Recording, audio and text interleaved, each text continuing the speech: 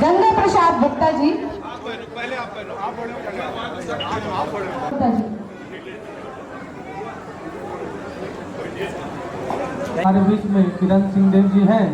आप सबसे आग्रह करता हूं जोरदार तालियों से उनका अभिनंदन करें, स्वागत करें। आज अभिनंदन करेंगे। आपके विजय बघेल जी यहाँ से आपके जाने पहचाने प्रत्याशी भारतीय जनता पार्टी में खड़े हुए हैं, कमल निशान में खड़े हुए हैं। अब तो ये पूरा देश जो है मोदी जी की योजनाओं को देख लीजिए आप, जितनी भी योजनाएं हैं मोदी जी की, उसका लाभ सभी समाज के लोगों को मिल रहा है, जो गरीब वंचित परिवार के। किसान का कोई जाति थोड़ी होती है, किसान स्वयं एक जाति, सभी किसानों को मिल रहा है, जो किसी भी जात धर्म संप्रदाय के होंगे। शौचालय निर्माण हुआ, सभी के घर में गरीब परिवार के हुआ, कोई देख के नहीं हुआ इस समाज को देना, इस समाज को नहीं देना। अगर नल जल लगाने का योजना है, जल जीवन मिशन का योजना है, ये बात मानता हूं कि पिछले 5 साल में कुछ काम हुआ नहीं प्रधानमंत्री जी की गारंटी का, लेकिन आप लोग के आशीर्वाद से मैं आप लोगों को धन्यवाद भी देता हूं। आप लोगों ने आशीर्वाद दिया पूरे छत्तीसगढ़ में, और भारतीय जनता पार्टी के वादों को, वचनों को आपने विश्वास प्रदान किया, जिसके कारण 54 विधायकों के साथ आप लोगों ने भारतीय जनता पार्टी की सरकार बनाई।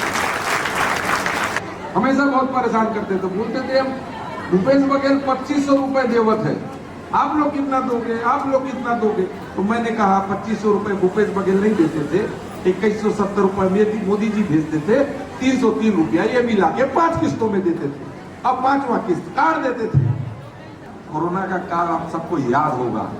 कोरोना के समय अगर नरेंद्र मोदी जी ने अगर कोवैक्सीन और कोविशील्ड ऐसा वैक्सीन बना के वैज्ञानिकों के माध्यम से अगर 138 करोड़ से भी ज्यादा, देश का सबसे बड़ा लोकतंत्र है, 138 करोड़ के लोगों को 3 डोज वैक्सीन लगा, इसलिए आज हम सब यहाँ बैठ के आपस में इस सभा में रह रहे हैं, तो भी घर में छिपे रहते, या हो गया रहता राम नाम सब।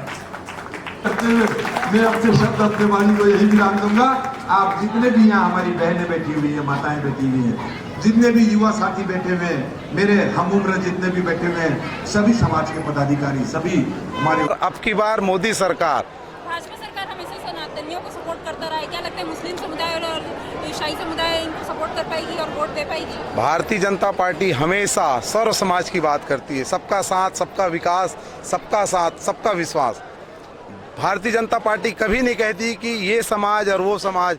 हमने उज्ज्वला जो योजना है, शौचालय योजना है, स्वच्छता योजना है, हम सबके घर में कर रहे हैं, सबके घर पक्का मकान बना रहे हैं। हम कभी नहीं पूछते कि कौन इसमें मुस्लिम है, कौन इसमें हिंदू है, कौन है सिख, ईसाई है, कभी नहीं पूछती। भारतीय जनता पार्टी एक ऐसी पार्टी है, विश्व की सबसे बड़ी पार्टी। 1 लाख वर्सेस 12,000, क्या लगता है किसको विजयी दिलवाएगी जनता? देखिए, भारतीय जनता पार्टी के जो समस्त कार्यकर्ता है, मन बना लिए हैं, चुनाव जीत चुके हैं हम। अति उत्साह के साथ नहीं कह रहा हूं मैं, पर लोगों का विश्वास है कि इन 10 सालों में जो परिवर्तन आया है देश में, 70 साल में नहीं आया था। अभ्यारण्य की कटाई लगातार चल रही है, उस पर रोक क्यों नहीं लगाई? देखिए, भाजपा की सरकार आ चुकी है अब तो। देखिए मैडम, उस विषय के मुझे ज्ञात नहीं है, इसलिए मैं उस विषय पे कहना ज़्यादा नहीं चाहूँगा। मेरे प्रवक्ता लोग हैं, उसको कहेंगे, उसको प्लीज़ क्षमा चाहूँगा। एक और सवाल है, दुर्ग जिले से सरोज पांडे जी, उनको कोरबा भेजा गया है चुनाव लड़ने के लिए, लोकसभा के लिए। देखिए, ये हमारी संसदीय समिति होती है भारतीय जनता पार्टी की, वो तय करती कि क्वेश्चन सुन लीजिए। जी सॉरी, सरोज पांडे जी कोरबा गई है चुनाव लड़ने के लिए, वैसे ही कांग्रेस के देवेंद्र यादव जी बिलासपुर गए हैं चुनाव लड़ने के लिए, बिल्कुल, लेकिन उनको बाहरी प्रत्याशी बताया जा रहा है आपके भाजपा प्रत्याशी रोहन साहू के द्वारा। हम कभी नहीं कहते कोरबा के लिए सरोज पांडे जी भी बाहरी प्रत्याशी है। देखिए, ये लोकप्रियता की बात है बहन जी। भारतीय जनता पार्टी हमेशा पूरे संसदीय समिति यह तय करती कि किसको कहाँ टिकट देनी है।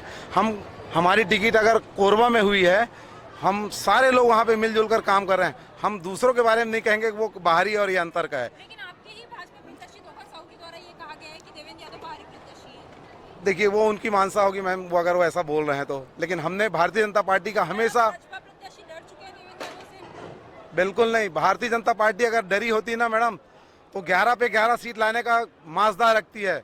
और ये आपको 3 जून को आप देखिएगा, चुनाव जीत के आएंगे और भारतीय जनता पार्टी की तीसरी बार सरकार बनेगी 4 जून को। तो हो गई, लेकिन मथुरा और काशी जाने की कब तैयारी है? बस चुनाव के बाद देखिए आप, इतने सारे अमिटमेंट अगर हुए हैं इन 10 सालों में, आप देखिए आगे इससे ज़्यादा होंगे।